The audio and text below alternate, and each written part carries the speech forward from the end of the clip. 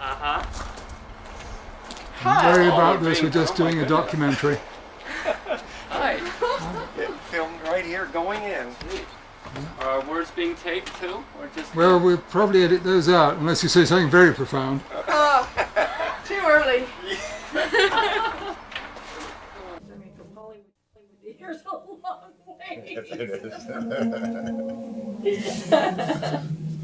It's really interesting reading. Good. Looks like Hollywood's caught up with me too. Ah, everything goes around right in a circle. Good morning. Welcome to the Center for Sacred Sciences. The Center is a nonprofit, religious, and educational organization dedicated to the creation of a sacred worldview appropriate to our contemporary scientific culture. Our programs draw on the teachings of the mystics of all ages and traditions, the modern physics, and also the spiritual realization or gnosis of Joel, our spiritual director. Some of the Center's current offerings are Sunday programs at 11 a.m. featuring a meditation and talk by Joel. First Sunday of the month we have a video presentation and cold plate potluck. And then we have meditation classes and retreats and workshops and study groups. And there's a weekly practitioners group for committed spiritual seekers. And there's a lending library of over 2,000 volumes from most all the great mystical traditions. And if you're not already a library member, see Jennifer, who is our librarian, and she can tell you how you can borrow items from our library. Let's see, if anybody has any questions about the center, we invite you to stay after our program today, and you can talk to Joel or Jennifer or myself, and we'll be happy to answer any questions you might have. And also I'd like to point out that in the corner here there's a donation box, and the center is supported entirely by the generosity of our members and friends.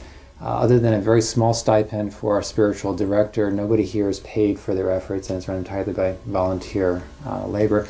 And just to get the publicity out and pay the bills and this and that, your donations are important, so please do keep that in mind. At this point, Joel will introduce today's program. Okay then. What we do here in the morning before I give a talk is a little brief meditation. And if you have your own meditation practice, you're welcome to do what practice you do. If you aren't a meditator and aren't particularly interested, that's fine. Just there'll be about 10 minutes of silence. If you'd like to follow our meditation here, we do a very simple little breath meditation. The most important thing is to get seated in some comfortable position, because we'll be sitting here for about 10 minutes. For this meditation, it's a good idea to keep the eyes open, because our idea is not to bliss out into some sort of trance state. It's simply to get to know how your mind functions day to day. So if you just leave your eyes open and let them fall someplace and comfortably in front of you, and then find some place to put your hands where they won't fidget, just rest them on your knees or in whatever position is comfortable for you. But the most important thing here is a very simple instruction. It's to put your attention on the breath. Not try to change the breath, not try to make it go fast or slow. Whatever the breath wants to do, you just follow it. Just put the attention on the breath and follow it. And then when you notice that the attention has wandered because of a distraction, a sound outside, or maybe a cat walking through, and probably most importantly your thoughts, you notice that attention has wandered, and gently but firmly you bring it back to the breath. And it's through this practice that you get to know how your own everyday mind functions. And really that is the complete intent of this particular practice. There's no additional instruction. It's not about stopping your thoughts or as I said, getting to some sort of special state. It's just observing how your attention is distracted, how it wanders, and you bring it back to this breath, which represents a single point of focus, of concentration. So, I will ring the gong once to indicate we're beginning, and ring this little gong twice to indicate the meditation is over. Is everybody ready?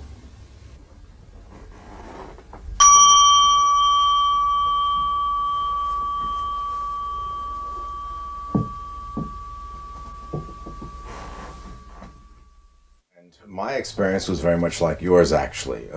In growing up, in my youth, I had some exposure to traditional Christianity. At the time, as a young kid, I responded, but as I grew older and grew up in this materialist culture, I lost a lot of that. And I had various adventures in my life, trying out different things, trying out different ways to become happy. And finally, as you can read about in great detail in my autobiography, and I'm not going to go into the whole thing here, but I had wanted to be a filmmaker, and I went to Hollywood, and I achieved some success. I was a producer and an executive, and I had really reached the American dream. And it didn't make me happy. And not only didn't it make me happy, in some ways it made me more miserable. And I really began to question then my life, what I was doing with my life, and if this wasn't going to make me happy, and this was what everybody around me said would make me happy, what would? Was there really a way to be happy in this world? And this led me to a spiritual path, to delving into various traditions, to taking up practices of my own, and finally it led to a pilgrimage around the Northwest, which ended in a little motel room up in Washington. And the best way I can describe that is that I realized something that brought my personal search for happiness to an end. And what I guess I could say in the simplest terms is I realized that I was in fact already happy, not as an individual ego, but that there was a consciousness underlying all this phenomena that was itself naturally happy. And that is really what I was. And so I stopped trying to be happy. Let me stop you just for a second here, because this test of are you still searching for happiness? My own experience when I first came into contact with you, paradoxically, I thought I was happy. This teaching did not make any sense to me. I was curious, I was intrigued about what you were about, but I thought I was happy. Upon further investigation, I've discovered that there is much, much greater happiness and peace and contentment available in life than I had ever conceived. But at the same time, I also realized that, no, I wasn't happy. So how does one guard against fooling oneself that, well, I've got this new car, I've got a family, I'm a happy person?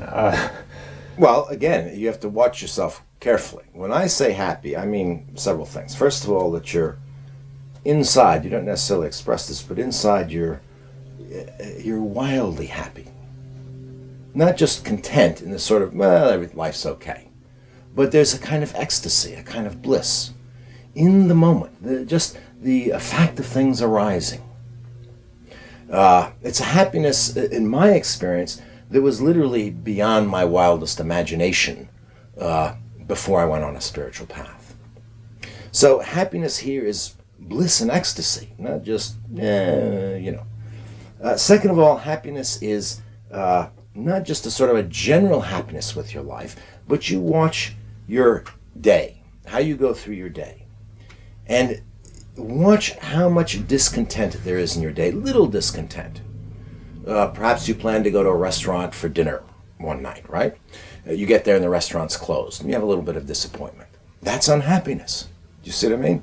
Let's say you want a job, you're applying for a job, you're all excited about the job, and let's say you get the job, and you're very happy for a month or two, and after working the job for a while, you realize the bad aspects of the job, and suddenly you're not so happy, and then you're kind of restless, and then you're sort of disappointed, and you're looking for something else. This is what I mean by the search for happiness. This isn't necessarily the big search for happiness with a capital S. Do you know what I mean?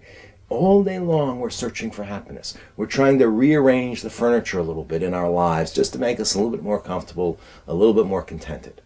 When that whole seeking ends, that is gnosis.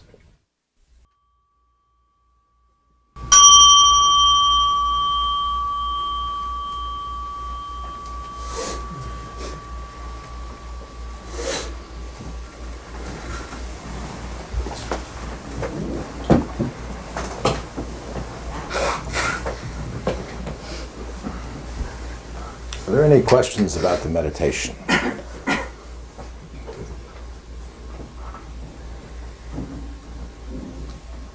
Yes. I often get sleepy during the meditation. Anything I can or should do about that? Very, very common problem. It's something you'll get over. The mind, when you first start meditating and you don't give the mind anything to do, it thinks, oh, well, now it's time to go to sleep. This is what usually, so it wants to crash out. There are a couple little tricks you could try. One is to raise the gaze just slightly. So it's not quite so low and relaxed. Raise it up a little bit tends to sharpen the mind a little bit, a little bit more. The other thing is obvious things like open the window a little bit so there's a little breeze, turn the heat down, things like that. But basically it's something that a lot of people go through, and it's a question of time for most people, just time. I assume that's also why I seem less likely to fall asleep during a visualization meditation where I'm actively visualizing. But is there some value in getting through this phase of falling asleep and sticking with the breath meditation until I stop falling asleep? Very definitely, because the whole point of meditation, whatever meditation you're doing, ultimately it's three things. First of all, you want to learn to concentrate the mind. The mind is, in the East it's often described like a monkey. And you watch your mind, and this is the point of doing this meditation. If you noticed how often your mind was distracted from your breath, the mind is always trying to grasp on things. It's always moving around like a little monkey, right? Mm-hmm. And so if you're training the mind to just sit still for a while, because it can't really observe anything if it's always moving. So this picking a point of concentration, whether it's the breath or a mantra or anything else, there's some object you give it to concentrate on. And then doing that over and over and over, the mind learns on its own to become stable, to sit still and just sit quietly without doing anything. And then ultimately you can use that stabilized, concentrated mind for contemplation. And then you can start observing phenomena that arise in consciousness, and particularly the phenomena that you identify as yourself. And you can observe how it arises, how it passes away, how impermanent it all is. And what eventually the insight you have is there's no self, there's no solid self in all this. It's just arising and passing away of phenomena. Thoughts, feelings, body sensations, do you see what I mean? Mm-hmm. But the mind that's always following that is always grabbing onto it, always clinging onto it. So the only way to really have this insight is to have a mind, an attention that's stable and still. So other things will be going on, but that attention is just watching. So to go through this process is, it is necessary. Otherwise the mind never gets trained to this point where it can really contemplate things. Yeah. Joel, some months ago I attended a teacher's meditation. He was involved in developing clairvoyance, and their meditation involved a great deal of visualization of light and movement inside the body. What are your feelings on that type of meditation? There are many, many, many meditation techniques, and after you have a certain amount of stability, they can be used to create situations to observe.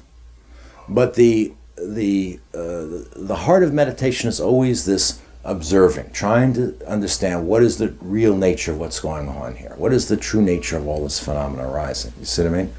So I would ask the question, what's the point?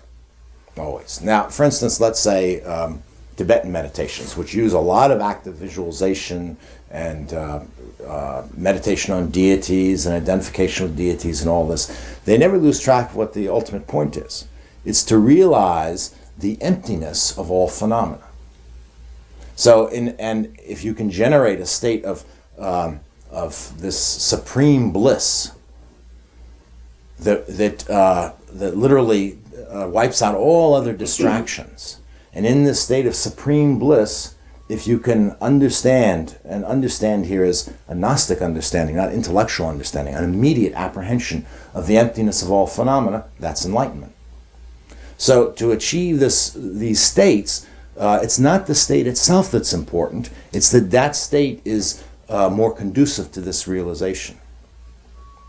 So, it depends on what you're going to do. Now, people do use meditation just for a relaxation technique, it's better than a martini or a hit of marijuana, and I've got nothing against that, But that's not what I'd call a spiritual use of it, or at least a mystical use of it. I think it's fine to use meditation for stress relief and so forth, you know. But from the spiritual point of view, you're looking for an insight. You're looking for an insight into the nature of reality. It's that insight, it's knowing that truth that sets you free, as Jesus said. And that's what this is all about, freedom. Well, any general questions about anything? Yeah. Yeah, I have a general question. You're talking about the emptiness of phenomena, the void. And this has brought up a question for me. I've been forced to study absurdist theatre for several months now. Forced to. Well, Just it's part of the curriculum I have committed to do a traffic violation.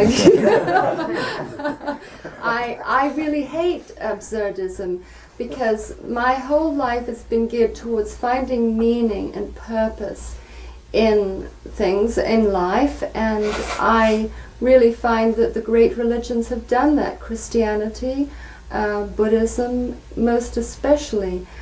But if all phenomena is just sort of pointless, it's just phenomena, and that we have to zero. Ah, but now this is a different story. What is this emptiness of phenomena? We have to be very careful about this. This actually comes as specifically a Buddhist concept. We find this in all traditions. But the technical term emptiness is a Buddhist term. What does it mean? It means that no phenomena, nothing in the world as we experience, has any ultimate reality. That's all it means. The void in Buddhism isn't some sort of physical void, a sort of a black hole. It just means that all this phenomena has nothing really substantial in its own right.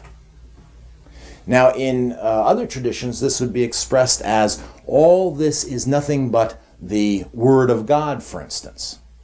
In Christianity, this is literally the Word created all this. This is all a creation of the Word of God. In Hinduism, it's the Leela of God, name and form. There's nothing in all this other than just name and form. And it's just the name and form of the ultimate Brahman, the Absolute. So this idea of that all phenomena are empty means literally in Buddhism, or specifically technically, they are empty of any inherent existence. Now, we can actually give an example of this. For instance, if you walked out at night and you look up at the sky, you see the Big Dipper. Has everybody seen the Big Dipper? Does everybody know that constellation, the Big Dipper? Okay. Now, you look up there, and I look up and I say, oh, there's the Big Dipper. And you say, oh, yes, there's the Big Dipper. Now, there is no actual dipper in the sky, is there? The mind joins, by imagination, various points together and forms a dipper. And so we can all can identify this dipper. We can all see this dipper. We know what we're talking about, but there's no actual dipper there. And so the same thing is true with this world. There's no actual gong here. In its own right. That doesn't mean that there isn't the appearance of a gong. That doesn't mean that there isn't the sound of a gong if I ring it, which is going to be very dull because I'm holding it and so forth. But none of this stuff stands on its own right. And in every other tradition but Buddhism, they would have a word for that. They would say it's all dependent on God.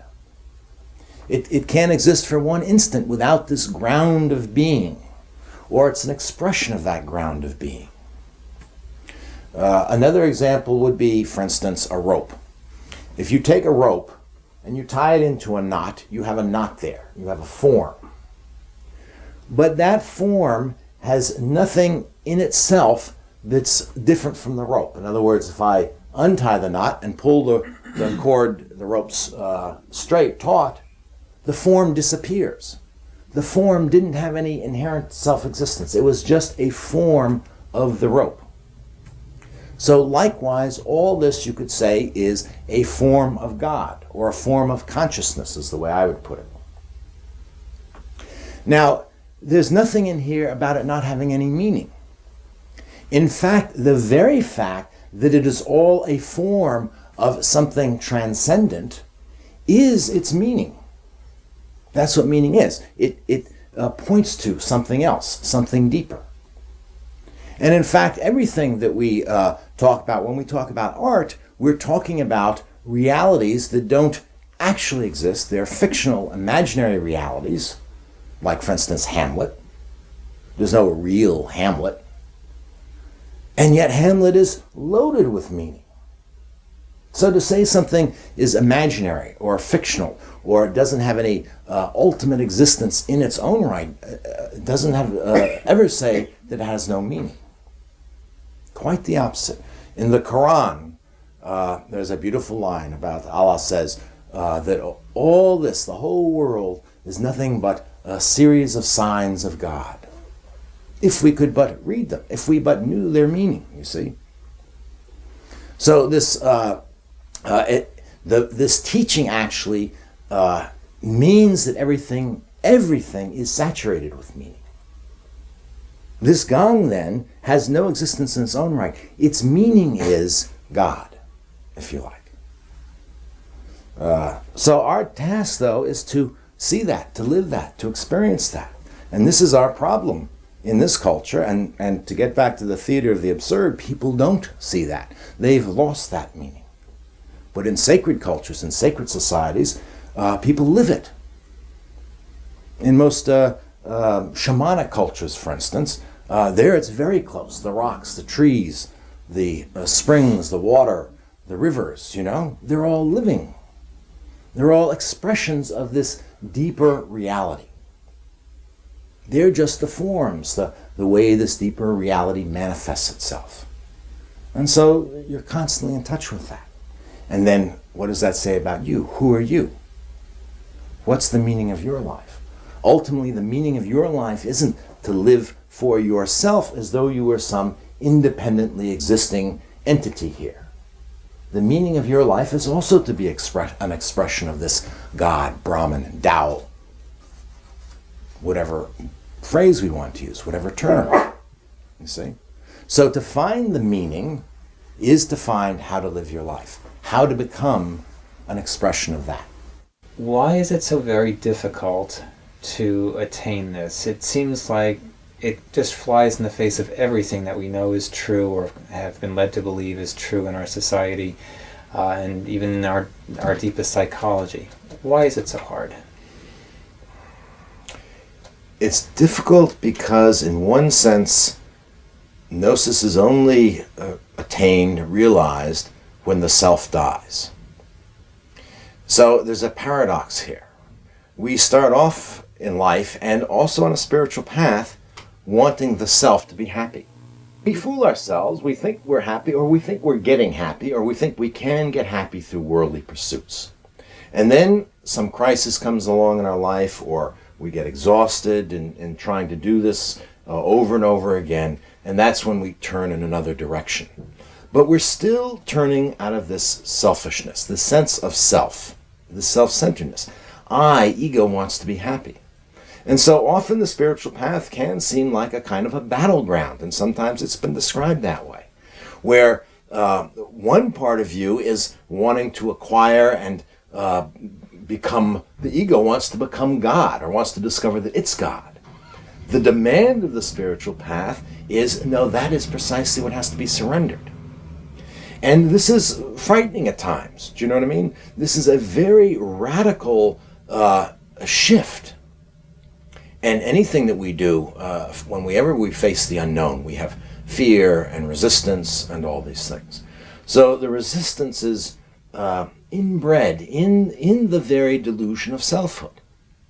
And this varies for different people. Some people it can be a real struggle, and some people start to get the knack of it earlier. They start to realize the more selfless you are, and I'm talking about just in your little daily life, do you know what I mean? The more you extend yourselves to other people, the happier you are. There's a very precise equation. Picking up the scent, so to speak, on the trail. Exactly. The more selfish you are, the more miserable you're going to be. The more selfless you are, the happier you're going to be. And when you start to discover this, then the path can turn around for you. it can really become quite easy. It's this, you just realize it's a question of surrendering. For instance, in Christianity and Islam, they talk about surrendering your will to God's will. Islam means submission. We think of this from an exoteric point of view as some sort of awful thing. You have to bow before a tyrant or something. Do you know what I mean? When you discover that if you give up your own interests, your selfish interests, and you start turning outward, this love and this beauty flows into your life. It's not some awful burden you assume. As Jesus said, the yoke is light, the burden is really easy.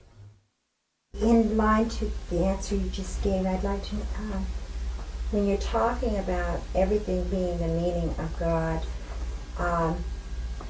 where do you draw the line on that so that you don't go over into pantheism? Because she's always downing pantheism, and I would like to know where this line is, guys. Okay, let's not get, this is a theological debate, primarily in Christianity. I don't want to get too deeply into this. But in Christianity, there's this tension, and this is expressed, though, in all traditions. There's this tension, you could say, the God that's manifest and the God that's unmanifest. The transcendent God and the immanent God. And really what we're talking about is two aspects of God, not two different gods here. So, actually, maybe we can think about this in more personal terms. God is consciousness. This is a neutral way of putting it, but this isn't just my way of putting it. In the Bible, God is spirit. And what is spirit? Spirit has no physical attributes. It's consciousness. You know, if you examine the two words and put them together, you see we have consciousness today because we've lost the word spirit, you know, but we have to have some word to talk about this. In Hinduism, God is pure consciousness, Sat Chit Ananda, being, consciousness, bliss.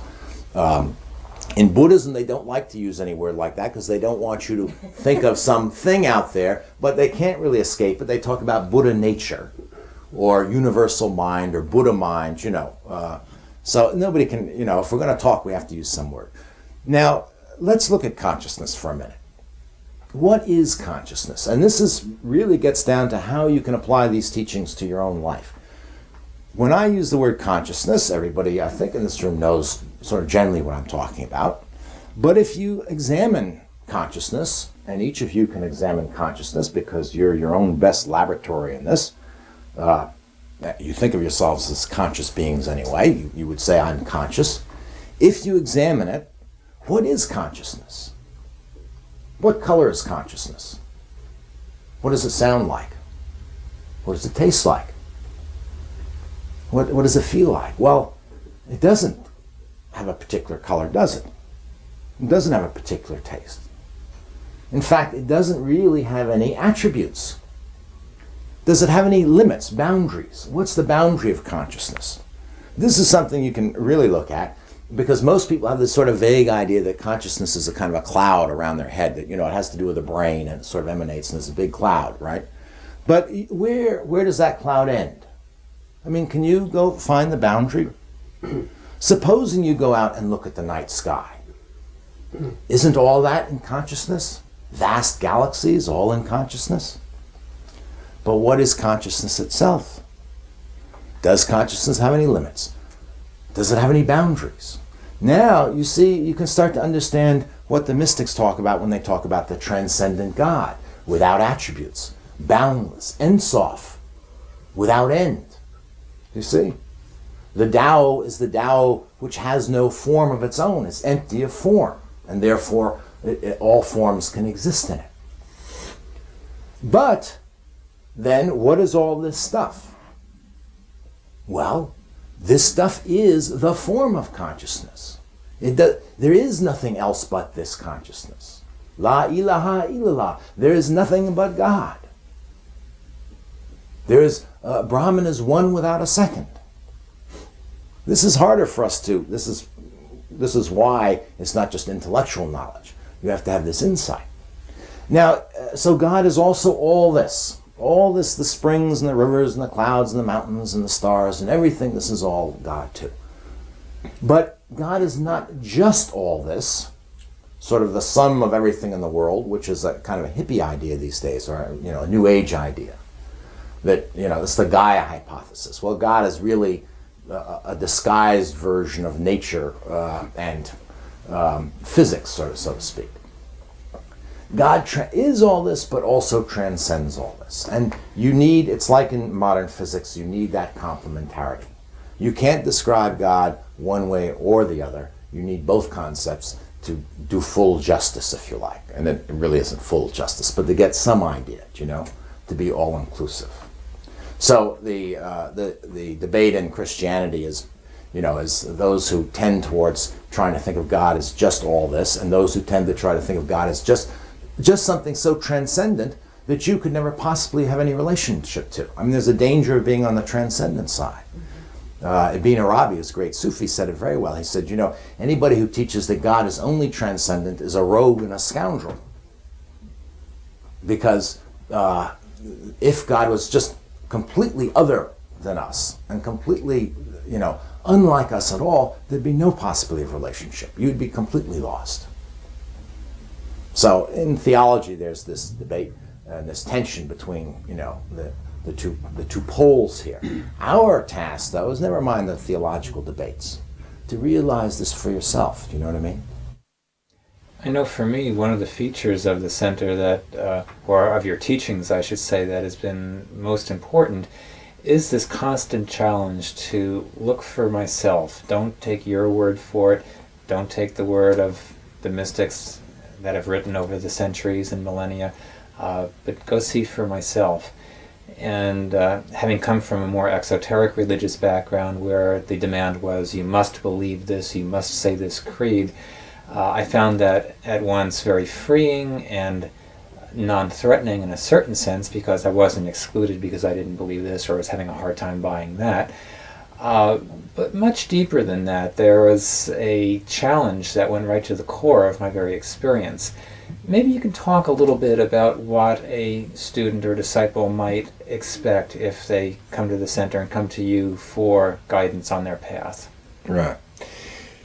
Well, this ties in what we were saying before about how you could relate to the center. A lot of people come to the center use the library, come on Sunday meetings, and then they get interested. And we don't stand up on a soapbox, of course, and try and recruit people. But if they get interested, we have a Wednesday night group. And it's a group for people who really then want to try to apply these teachings to their own life. And it's really a question, and this is what separates mysticism from the traditional or exoteric aspects of a religion. It's not enough to believe. Not only are you urged to believe in mysticism, there's actually the instruction to doubt, to test and doubt. And all mystics say, ultimately, you have to know for yourself.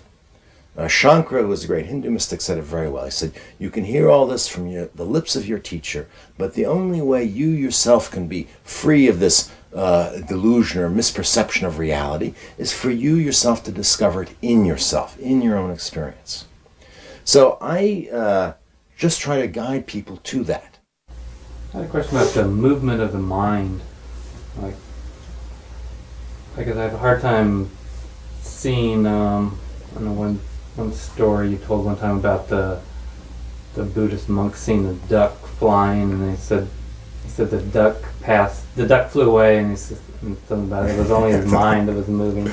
Yes. And I guess I have a hard time understanding that. Well, actually, you got two stories mixed up. But this story is about Wei Ning, the moving mind story, and he came upon a scene of a couple of monks arguing in a courtyard in a Buddhist monastery, and there was a flag flapping in the wind.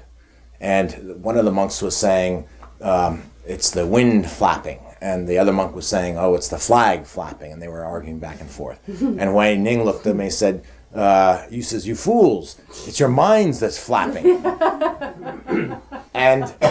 But this is precisely this pivotal realization of form and emptiness together, consciousness and the forms. What is really moving here? And he means this literally. There's no mystery. He means when you see something moving, it's your mind that's moving. Now, it's not your mind that's moving. It's consciousness that's moving. Do you see what I mean? If my hand is a form of consciousness, and if there's only one consciousness, and my hand is moving, then that one consciousness is moving. And yet, in another sense, that one consciousness doesn't move at all. And of course, mystics are always throwing out paradoxes like this, because these two complementary ideas always ultimately end up being paradoxical, because they're concepts, and concepts always define.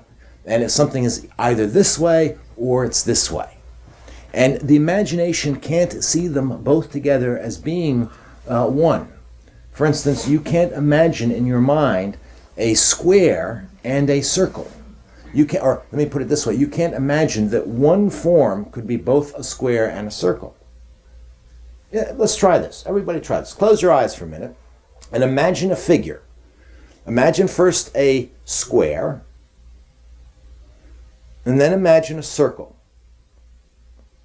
And now try to imagine, there are two different figures here, right?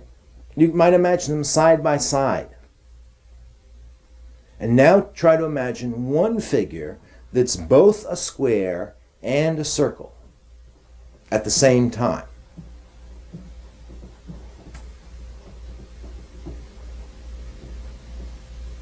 Can anybody do it? It depends on what you mean. Yeah. And Okay. It's like a frame with, a square frame with a circle inside, and so we just talk about the frame as one figure, then it is, do you see?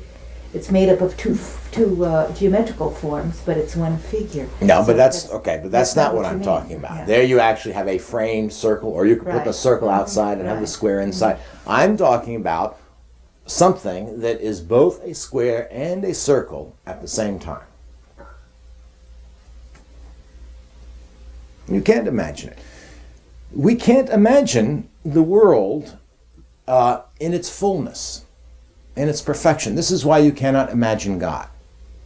Again, another Sufi said, I don't know why I'm on Sufis this morning, they're just popping into my head. But another Sufi said, whatever you can imagine, it ain't God. Whatever you can imagine, that ain't God. God can't be captured by the imagination. You see? So when we talk about this realization, this insight that it's a mind or consciousness that's flapping, we're talking about a seeing through this paradox, the paradox of subject and object, for instance, that you're there with your mind and your consciousness and the flag is out here. Do you see what I mean? And so to see that line that separates your mind from that waving flag is imaginary, that it doesn't really exist, is to know that actually the flag is your mind flapping. It's an insight. It's not a question of intellectual understanding. It's a aha, realization or recognition, and all mystics have always described it in this way.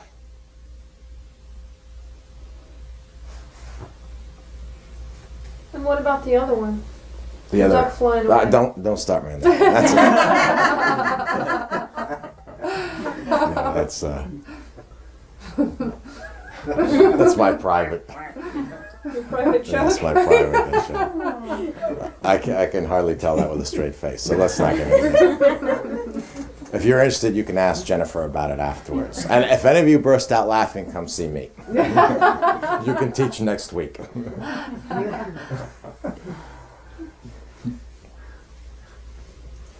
Who else?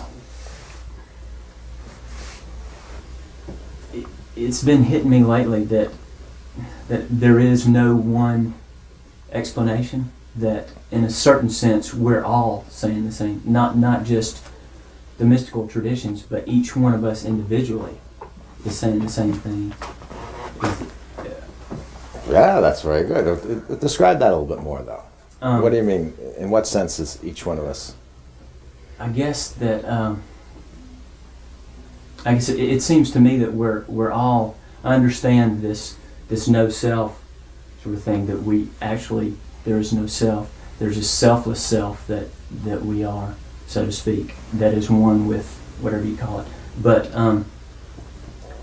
that all the great teachers in the world understand that each one of us is that unique selfness self in a certain sense, and that each one of us has a certain understanding that's limited, and to get to that realization, each one of us might need a different story, might be that explains the same thing, but in totally contradictory terms to what someone else.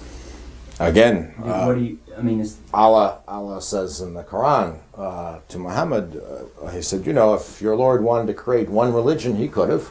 He sent a prophet to each people. Now this is very, very wise. Some modern day Muslims might listen to this. It's very wise, very true. The reason there are all these traditions is because there are all these people. The reason there are individual teachers within each tradition is because there are individual people. Do you know what I mean? Mm-hmm. Everybody is at their unique place, and teachings that speak to one person aren't going to speak to another person. Absolutely right. So in that sense, and then in your path, in one sense, is going to be absolutely unique. No one can walk precisely in your footsteps.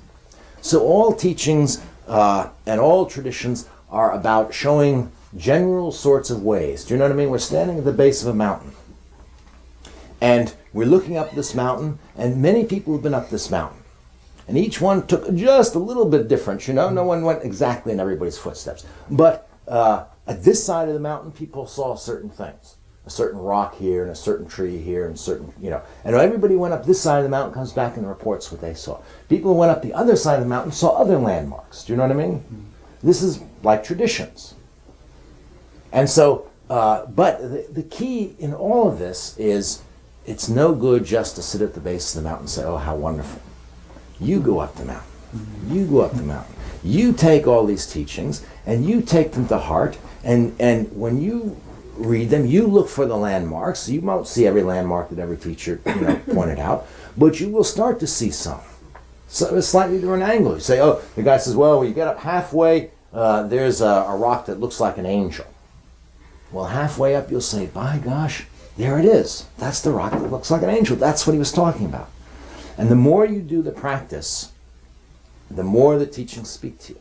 And the deeper meanings are unfolded and unfolded, because they're now matching your experience.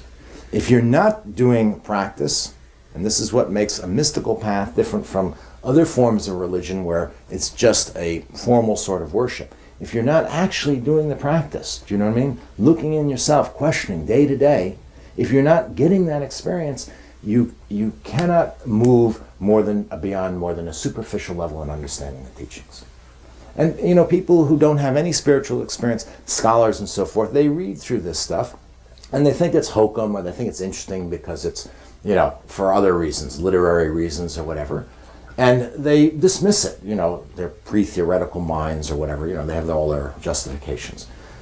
It's because they have no experience of their own. Mm-hmm. So, they don't know what these guys are talking about, and women are talking about. It's only when you start to have your own experience that you start to connect. That's why it's so, so important for you to do your own practice. You just take the teachings as a guide. The Buddha said, the Buddhas only point the way. Each must struggle for themselves. Okay, shall we bring the formal part of the morning to a close? And you're all welcome to stay and have tea and check out the library. And I noticed some people brought some goodies this morning, so help yourself to them, and you can stay around as long as you like, up until 4 o'clock. I'm glad you could all make it. Oh, I should taste some of that. Where do you work? Oh. They were just hiring the one here for a bookkeeper. But I didn't apply.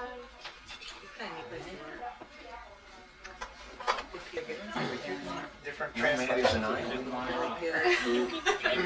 Why, yes, we do.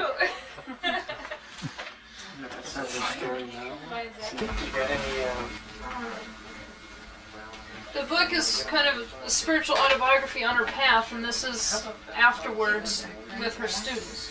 book is a 200-page edited down version of the 90-page diagram. That's right. So we have both the daughter fire, the big one, and the Chasm of Fire, the edited one.